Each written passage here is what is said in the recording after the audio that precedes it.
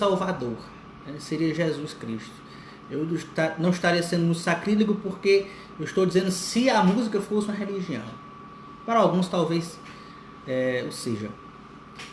Então, Ludwig van Beethoven, também não se pode de forma alguma falar sobre a história da música, sobre o decurso da música sem citar ele. Sobretudo hoje no mundo globalizado, eu tenho certeza que ninguém vai passar por este mundo, né, sem nunca ter ouvido o nome Ludwig van Beethoven ou a música, a obra de Beethoven, né? Das mais conhecidas, sobretudo as mais conhecidas, o ápice da Nona Sinfonia, Für Elise, Sonata ao Luar e algumas outras. Então, Beethoven constitui na música uma parte imprescindível. Beethoven mudou, revolucionou a música. Eu não quero desmerecer os seus predecessores, o próprio Mozart, Bach, Vivaldi, mas Beethoven revolucionou a música, sabe? Eu até escrevi um poema para ele, depois eu posso recitá-lo. Então Beethoven, ele revolucionou todo o conhecimento, toda a nossa noção sobre música. A Nona Sinfonia, quando ela foi executada pela primeira vez, em 1824, olha aí, vai fazer 200 anos agora em 2024, da execução da primeira apresentação da Nona Sinfonia. Ele não pôde reger, porque já estava com a audição altamente comprometida, e quem regeu a orquestra foi o maestro, inclusive era amigo dele, o Michael Umlauf, o maestro que regeu a Nona Sinfonia, a primeira, na estreia dela. E quando terminou 1h30, 2 horas de apresentação, o público entrou em êxtase. Foi um pandemônio. Ovacionaram Beethoven. Muitas pessoas choraram, muitas pessoas se comoveram, muitas pessoas gritaram. Foi extasiante. Porque é divino. A Nona Sinfonia de Beethoven é algo divino. Quem nunca escutou 1h30 da Nona Sinfonia de Beethoven, eu recomendo. É uma experiência que a gente faz com Deus, sabe? Não quero ser sacrílego de forma alguma, mas é um pensamento que eu tenho, uma experiência que eu tenho. Quando a gente ouve a Nona Sinfonia, desde o começo, das primeiras, da introdução, aquele momento que ele faz no começo, aquele suspense, até chegar no ápice da música, né? Com a parte cantada pelo coro, Ode à Alegria, a Alegria, que é um poema, é a parte adaptada do poema de Friedrich Schiller, e é um orgasmo musical que a gente experimenta. É uma coisa de outro mundo, não tem nem como nós explicar, não há palavras que definam a experiência de ouvir a Nona Sinfonia de Beethoven. Quem nunca ouviu, eu faço essa sugestão. Ouça, vale a pena, né? Você pode morrer um dia, daqui a muitos anos, e bater no peito e dizer que ouviu a Nona Sinfonia de Beethoven, que teve essa experiência divina, por sinal. Muito bem. Nós não podemos falar de música, sobretudo nos dias atuais, sem citar a juventude. A juventude. Hoje, os principais consumidores da música são os jovens. As músicas que estão fazendo sucesso nos dias de hoje. Mas vejam bem, eu já falei isso várias vezes, e alguns professores contestaram, sobretudo professores de sociologia, e eu argumento que hoje, no século XXI, o protagonista do século são os jovens. O protagonista do século XXI são os jovens. São os jovens que ditam as regras. São os jovens que ditam a moda. Meu pai, ele costuma dizer que no Brasil há 4 poderes. Normalmente, nos países sobretudo republicanos como o Brasil, há o poder legislativo, o executivo e o judiciário. No Brasil há 4. Esses 3 e a Globo. Meu pai dizia isso. Hoje eu retifico o que ele diz. Eu também dizia isso. Mas eu retifico isso. Eu acho que a moda é o 4º poder no Brasil. Sabe? Nós hoje nos deixamos muito nos mover pela moda.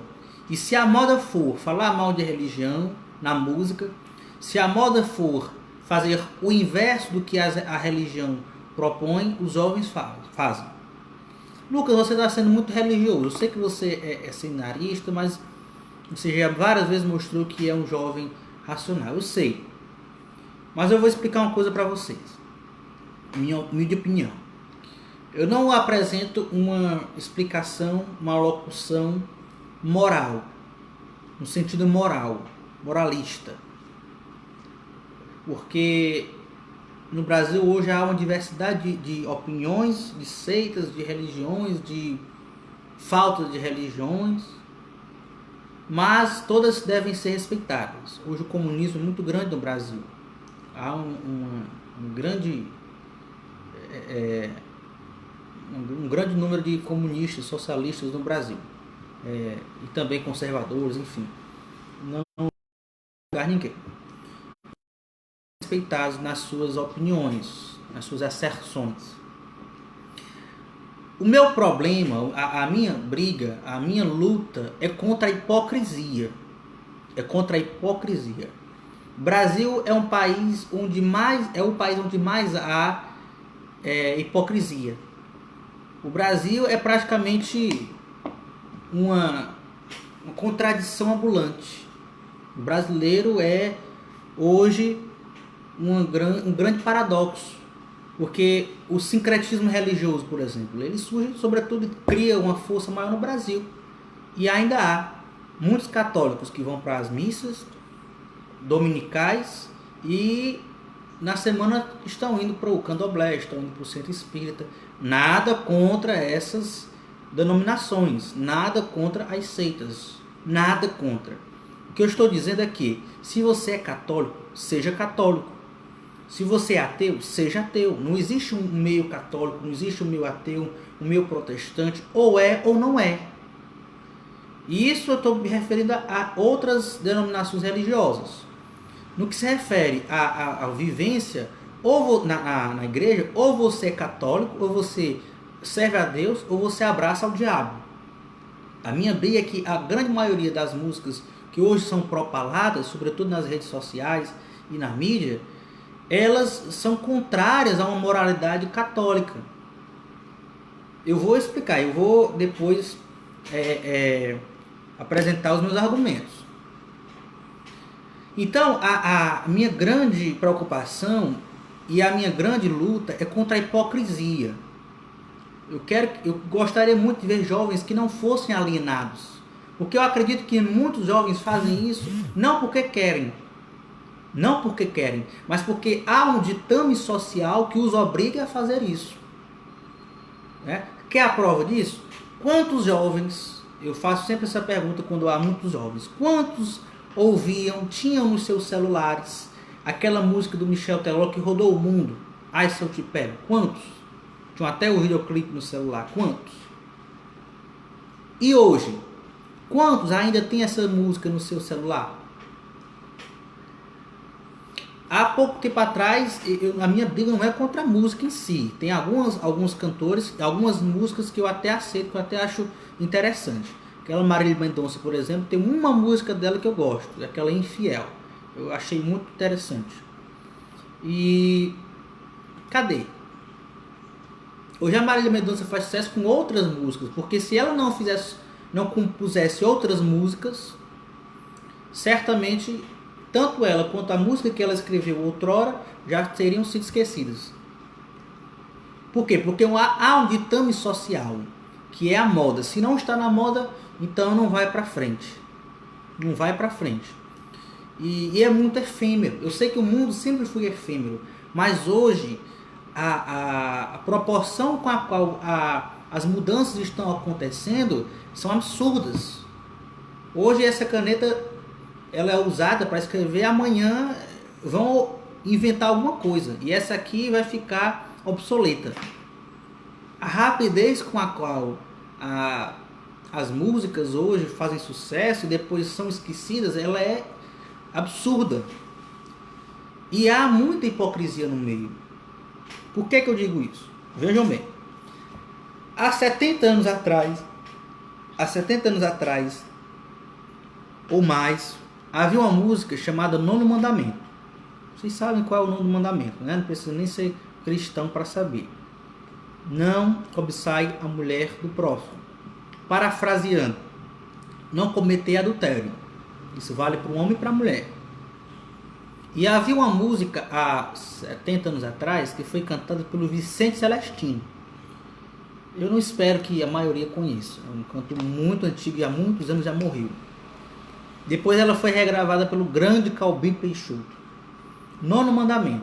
E ela diz assim: Senhor, aqui estou eu de joelhos, trazendo os olhos vermelhos de chorar porque pequei.